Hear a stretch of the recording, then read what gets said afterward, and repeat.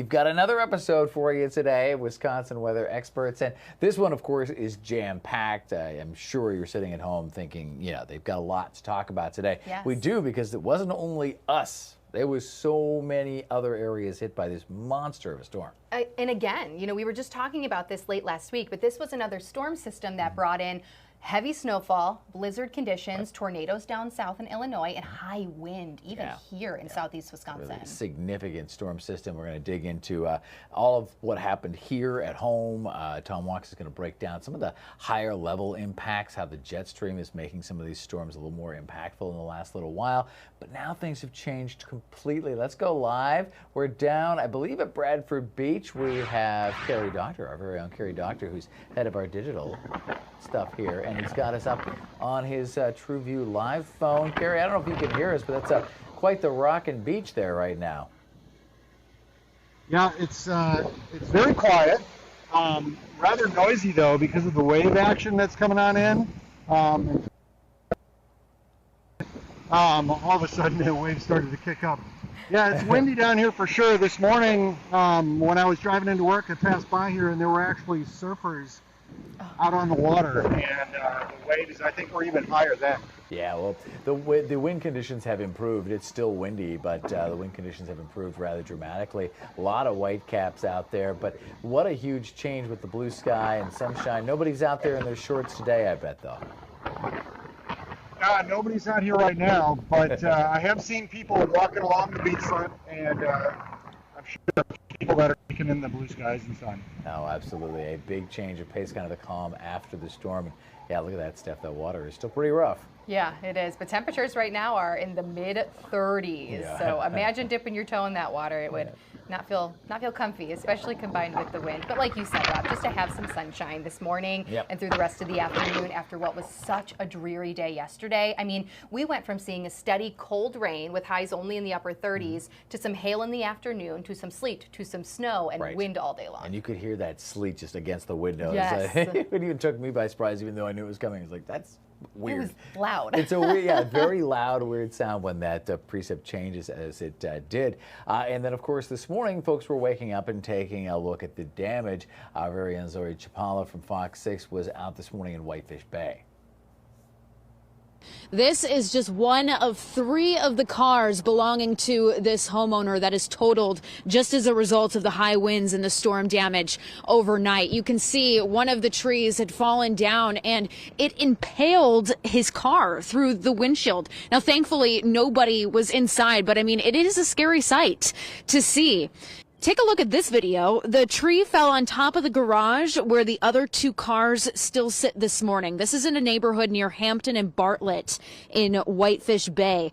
And like I said, it's the result of wind speeds reaching more than 40 miles per hour. Now, this homeowner says him and his wife were watching TV around 9 o'clock last night when they heard this loud snapping noise and then a crash. And then suddenly they were in the dark. The power went out. They were shocked when they went outside and what they saw. My biggest thing was fear that the rest of it will come down on me. So I kept telling my wife, let's run towards the other side of the house. Yeah. I felt more safer outside than inside my house because I did not know if this will fall. And after a while, I felt a little bit more comfortable. Meanwhile, We Energies is still working to restore the power to hundreds of people that are still without it this morning. In Whitefish Bay, Zoe Chapala, Fox 6 News. So some shocking imagery. Yeah, that car just completely smashed as if it was, made out of tin or something like that. And wind gusts in Milwaukee County and across much of southeast Wisconsin were between 45 and almost 55 miles per hour. Yeah. So, it makes sense. Unfortunate to still see stuff like that happen. And you could kind of tell that was a relatively healthy tree. Sometimes when you take a look at the tree and you see the cuttings, you can see, wow, it was rotting out and that's why it went down. It looked like a relatively healthy tree from what we could see. Yeah. Just kind of shows you the strength of some of the wind gusts that we got yesterday. We were not alone in this by any stretch of the imagination. This covered a huge amount of real estate throughout the region, the Midwest, Central Plains. Fox's Kevin Yuturski has the story. The roar of Mother Nature on full blast in Nebraska, where blizzard conditions shut down more than 160 miles of Interstate 80 Wednesday. Heavy snow and high winds impacting millions in the Midwest and Great Plains, leaving tens of thousands without power. We're out in shorts and t-shirts on Monday, and today we're scooping the walks again. It was a bit of weather whiplash for some following spring-like weather earlier this week. Now, instead of heading outside, authorities urging residents to stay off roads and hunker down. The storm has already shut down major highways in at least 3 states, with snowfall totals of 8 to 12 inches predicted from Nebraska to the upper Midwest. Our biggest issue so far is that the snow's so wet and heavy that we're getting a lot of tree limbs falling down and a lot of power lines coming down. Meanwhile, millions also at risk of severe thunderstorms in cities like Chicago and Indianapolis. Forecasters warning of possible hail, strong winds, and even tornadoes. But experts say these storms won't be anywhere near as violent as what swept through America's heartland and south over the weekend. Tornadoes, dust storms, and wildfires flattening hundreds of homes and businesses across multiple states. Dozens of people died from Texas to North Carolina. I jumped in the bathtub, and next thing I know, my house is up in the air. And it was shaking, and it was rumbling. It was carrying on awful. And I kept saying, Lord, just keep your hand on me. Let me ride out this storm. Next thing I know, I got through out of my home. Authorities say it could take months, if not years, for those impacted to clean up and recover. Kevin Uretsky, Fox News. Devastating video. Unbelievable. Yeah. And even though the severe weather wasn't quite extensive as it was with Friday and Saturdays, it's still yet another storm system that brought a mix of everything in such a short span of time. Yeah, right. And these storms, of course, we think about them as being, something that is in the horizontal, right down here on Earth, where we live, where we're impacted, where our houses are. Right. But what drives them is actually quite often well up into the vertical. Yes, exactly. In fact, meteorologist Tom Walks has a great explanation of how everything came together here locally and with the storm system. Well, I want to take you back to last night with the big storm system that we had pushing through the nation's midsection and here in the upper Midwest. I painted the jet stream on here and want to explain why we've been seeing some of these bigger storm systems coming through. Of course, we had thunderstorms and we had snow out of this system. We had hail and a whole lot of wind. So let me explain why this system was so large and impactful, and then kind of what we're expecting going forward. Now, you'll notice the big dip here in the jet stream, and let me just define the jet stream real quick. That's a river of air at about 35,000 feet, and it does a couple of things. Number one, it guides storm systems like this one across the country. And number two, it separates cooler air to the north from warmer air to the south. So you see this dip in the jet stream. That is known as a trough of low pressure. So we look at that as meteorologists as kind of an indicator of where storm systems are. So again, that's at about 35,000 feet. But what happens over time is you see that spin here at the surface, and that is the surface area of low pressure. So over time, we'll see a surface area of low pressure develop, again, off of this generalized trough, which is higher up. So that's what's creating that storm system. So you'll notice how deep that trough goes. It goes down into Oklahoma and Texas, right? I think we get a little bit better of a view talking more about temperatures, which I'm going to show you here in a moment. But notice there's another trough of low pressure off to the west. So let me switch over to temperatures here, because I mentioned that one of the things that the jet stream does is it separates warmer air, in this case to the east and southeast, from the cooler air off to the west. And we talked about how deep that trough is, right? So look at all of that cool air spilling down into Oklahoma and Texas. Well, what causes storms at a very basic level? The clash of the air masses, right? You've heard of that before, the warm air and the cold air colliding. And that's what we're seeing here along this storm system. So you see how everything's kind of connected here? Well, watch what happens over time. That cooler air continues to move to the east here as we go towards the end of the week. And then that other trough that we saw out on the west coast, that's not going to end up being as deep as the current one that we we saw. So what does that mean? That means the colder air is going to be a bit farther north. So this colder air is not going to make it all the way down to the south. It will reach us, though, as we head throughout the weekend. But as you'll notice, as we go through time, you see more little blasts of cooler air coming through the upper Midwest, but it's not quite as deep or as strong as the system that we had roll through last night. So we're not looking at the caliber of systems that we had, for example, yesterday as we look forward into the future. These are still going to be somewhat impactful with some rain and snow for us at times. It's really going to provide us more with the roller coaster ride of temperatures over the next several days and a couple of chances for rain and snow as well. Notice, though, this is for late next week, and you see how it flattens out a little bit. The atmosphere becomes a bit more what we call zonal flow in the atmosphere, more of a west to east movement. So that's what we look for in meteorology. The system from last night was really a deep, heavily impactful system with the snow and the blizzard conditions to the north and west of us, and then the severe thunderstorms down to the south. These next systems don't appear to be quite as strong or quite as large, impacting as big of the country as we've had over this past system.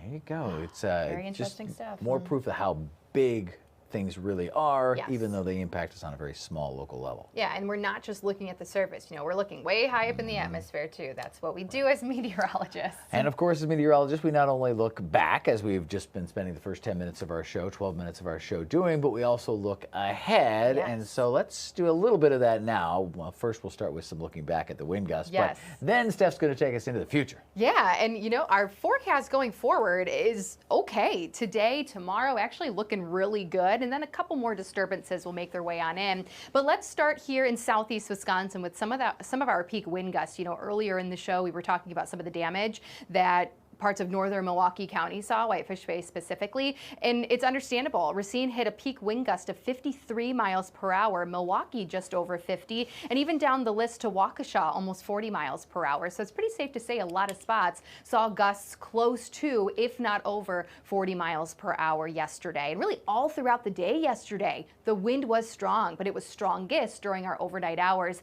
And this really tells the story with how big and impactful this storm system as a whole was. It brought in a lot of snow and blizzard conditions towards the northwest of us. We saw it all here locally between some small hail with some of those thunderstorms, as well as the changeover to snow and a lot of wind damage and severe thunderstorms, I should say, as well as tornadoes down towards the south. Now, tornadoes specifically, there were a handful of reports yesterday afternoon into the early evening across Illinois, and I do believe there were a handful as they crossed into Indiana as well. I know there was at least one confirmed actually in northwest Indiana, so I'm sure we'll get more information on that as the day goes on. Remember, after these storms move through, then the National Weather Service, usually the next day, will go out and survey all of the damage to determine whether it's straight line wind damage or if it was actually a tornado. And then look at the snowy side of things. Illinois, I mean, they saw snow too after tornado reports. So it's just a wacky storm system.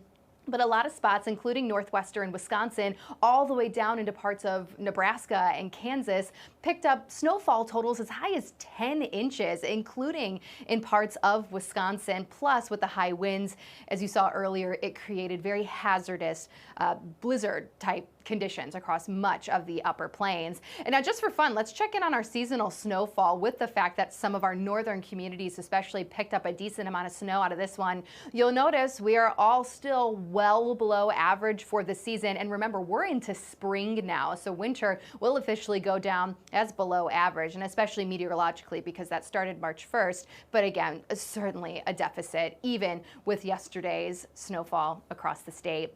Now, we can kind of breeze through today. You can see that storm system that we saw yesterday is now off towards the east. Happy to report there are no severe weather headlines, not even really a severe weather threat as this continues to move east as it does continue to weaken. And those of us in central portions of the U.S., we are enjoying quiet weather and sunshine. Now, there is a weak disturbance just towards the north of North Dakota and southern Canada, and then a few more off towards the west. We do still have a couple of disturbances expected in Wisconsin late Friday night as well as the second half of the weekend. But until then, we will stay pretty quiet. So you'll notice the rest of Thursday looking really good. Just that chance Friday night you'll see of just a few rain showers passing their way on through, may briefly change over to a flurry or a light snow shower Saturday morning.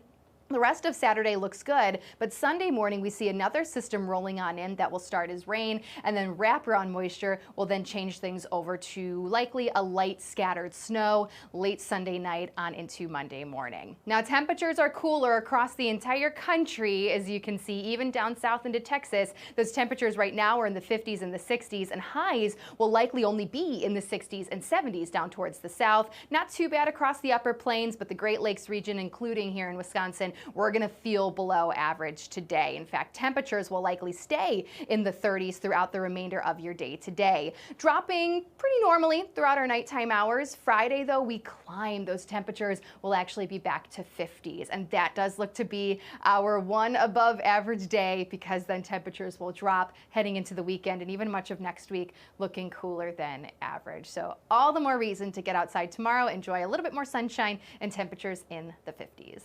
Now, speaking of sunshine, let's take a live look outside where we are enjoying, ooh, look at the waves. They are still high at Bradford because of the wind. Oh, there's a surfer too. Look very, very closely. Where is he? He's kind of in between a wave right now. Oh, you see him popping up? There we go. It's not a dolphin. It's a surfer. I can confirm. If it's a dolphin, it's an even bigger story. That's true. We'll be right back. Welcome back, everybody, to Wisconsin Weather Experts, exclusively here on Fox Local. We've got sunshine out there today after what was a messy day yesterday, and we've got some cool phenomena that happens in the sky that we get to explain right now. Right, yeah, we have amazing viewers, and they're always wanting to be a part of our show, and we love that. They send us these great pics, and this is from earlier this morning. A couple of Wake Up viewers sent these to me via email. There you can see that's Brandon in Cedar Grove, and picking up on almost a full halo there. Wow. If you just get the two at the side, it's kind of like the sundog look, and then you've got kind of the full halo. You've got another little bright spot at the top of the halo there, and then we've got another one from Courtney. So that was in Cedar Grove. This one is in West Bend, and again, that one's more just of a straight up sundog, so the two flashes or the two bright spots on either side. And what's happening there is that we have ice crystals in that thin cloud layer right there, refracting the light of the sunshine and creating that bend that breaks out the whole spectrum of colors. And it usually happens at about a 22-degree point right there, creating that kind of sundog, or it almost looks like three suns up in the sky. And then when you get just the right setup with all the ice crystals in the right place, you get that full halo effect like you had on Brandon's picture. So an amazing morning for that. Yes. Because we had, of course, everything going on in the upper atmosphere. You had those thin clouds, and it was cold enough this morning that it was ice crystals, which are so much better at refracting the light. Right. A lot of times, that's why usually you think those really cold, clear January mornings, we'll see those stunning sundogs or halos out there. So we do need some of that colder air, which we did wake up to again this morning. Right. Lots of pics came in with that. We appreciate that, and a lot of pictures as well with everything. We had some hail, we had some snow, we had some rainfall gauges. So I appreciate that. We'd love to show them all, but you know, they only gave us 30 minutes here to film, and we're already at 22 minutes into it. But we have a lot more coming up. We're going to take another quick break here, because on the other side of that, we are going to talk about virga or fall streaks. We're going to break into some cherry blossoms, maybe even help you out with some spring cleaning. Stick around. You're watching Wisconsin Weather Experts on Fox Local. We're back to Wisconsin Weather Experts, and we are live once again on Bradford Beach, watching those big old waves, and yes, keeping an eye on our surfer. Our very own Carrie Doctor is down there this morning going live for us. Carrie, what's the latest on our surfer? Well, surfer, he's probably maybe 400 or 500 feet off of the shore. Before he got in the water, he said it was probably going to be not the best conditions right now. It definitely was better earlier. Okay. But he's going to take a crack at it. He says he's going to probably be paddling for a little bit, and then we'll see what happens. There have been some big waves coming in, but nothing that he's been able to latch on. You can see him paddling out there a little bit. It looks like he might be setting up for that one wave there. So let's see. Give him a couple seconds, see if he catches this one and brings it in. But he's turning. This is so fascinating to me. I'm by no means a pro surfer. I've tried it at Blue Harbor in Sheboygan, which is a artificial wave, and that's as close as I've gotten. But looks like he's trying to set up for one. I'd love to be able to catch it live on the show here. But maybe he's just floating and waiting. I can't, Carrie, it's got to be cold just standing on the beach. Can you imagine the cold water right now? Yeah, it's probably upper 30s, but the thing is, the wind is just howling, and in fact, to hold the phone steady, it's been a little bit of a challenge for me. Oh, I bet the water temperature's in the upper 30s as well right there. We'll give him another couple seconds, see if he finds a wave here. I assume he was in a full wetsuit or possibly even a dry suit? Yeah, the only thing that was exposed was his face, and he obviously latched his board to his ankle. Yeah, that's a good idea. And he probably had quite a few icy grins for sure through some of whatever facial hair he might have. All right, well, we'll have to just wait and see. Maybe Carrie will catch it and we can play it back or put it up as kind of a bonus on Fox Local or on our social media. But in the meantime, we want to talk about, still kind of talking about ice, but this time it's called virga or fall streaks. Yeah, we got a viewer picture sent to us through email and asking if these clouds were considered scud. It's actually considered virga or fall streaks, like Rob just mentioned. If you look very close, it's a cloud, but then it has a little wispy area just below it. That's actually precipitation or ice crystals that are actually evaporating as they fall from the cloud, which is why it looks like there might be some rain right underneath some of those little clouds, but it's actually evaporating before it touches the ground. Now, a lot of times, too, you'll see on radar some rain or some snow showing up, but it could still be evaporating before it touches the ground. And we'll, of course, explain that in those types of situations. But this is a good visual rather than just looking at it. When you hear us say virga, which is like, again, precip that's on the radar but doesn't hit the ground, that's what it looks like in real life. And that's because the radar, by necessity, has to angle up from its base. And as it goes farther and farther up, sometimes it catches those little wispy tails and reports it as rain or snow that's not actually there. And if you have any questions, there's the QR code. You can just pop your phone on that. You can go straight through to our questions page. You can also find it, of course, on our website, and then we'll do our best to answer as many as we get. One of the questions that we've been asking internally is, I wonder what the cherry blossoms look like this time of year. Yes, it is the first day of spring, and I think flowers just automatically come to mind. And of course, the cherry blossoms. So we're not seeing much yet, but this is a live view from DC where we normally have a live camera looking at this at any time we want to peek at it. Yes, we love it. I mean, even though those trees aren't in bloom yet, it's still a stunning camera. But we did actually just receive some information about these cherry blossoms. They put out cherry blossom reports, and there are 6 different phases that cherry blossoms go through before they actually hit peak bloom. So on March 11th, saw the green buds. That's phase 1. March 16th, so we're getting closer. The little florets, the little green parts visible. And then just recently, yesterday, the extension of those florets. So they're just a little bit longer. Think of, your magnolia trees. It's very similar. Sure. You can start to see the green. You can maybe start to see the bud. I didn't know each stage had its own little name. That's cool. Me either. So the extension of florets, and then we go to what? Peduncle elongation? Yes. That's a mouthful. It is. And then puffy white and peak bloom, which peak bloom is estimated to be the last week of March or the first week of April. Okay. So still up in the air. It, of course, all depends on the weather. Think, if they have a late freeze or frost, that make is a big difference for sure. Absolutely. So I know that it's just such a spectacle to see this time of year. So we will continue to look at that. And you can too. There is a website where you can check out all the latest information. And of course, if we see some of the beautiful blooms, we'll pass them along. It is one of the signs of spring. Spring started today with the equinox just after 4 o'clock this morning. If you want to get yourself mentally cleared out, apparently you should actually do some spring cleaning. That's what they say. The experts are now saying you can actually boost your mood. Psychologist Dawn Potter with the Cleveland Clinic says cleaning can not only declutter your home, but it can also declutter your mind. It can seem a little overwhelming at first, but the doctor says by bringing things down to smaller tasks and breaking it up, it can actually be easier to tackle. And once you're done, you'll get this huge sense of control and accomplishment. So she says, don't be afraid to make spring cleaning a family affair and kind of a must-do every year. I think that's a good idea. I just did some in the garage and it made me feel fantastic. Yeah, it's the stuff you only do a couple times a year. I know for me it's cleaning the windows. I just have to clean the windows. There you go, clean the windows, baseboards. Enjoy your spring cleaning, enjoy your spring day. First full day will be tomorrow and it'll actually feel a bit more like spring, so stick around for updates on that. You're watching Wisconsin Weather Experts here on Fox Local. We'll see you again tomorrow.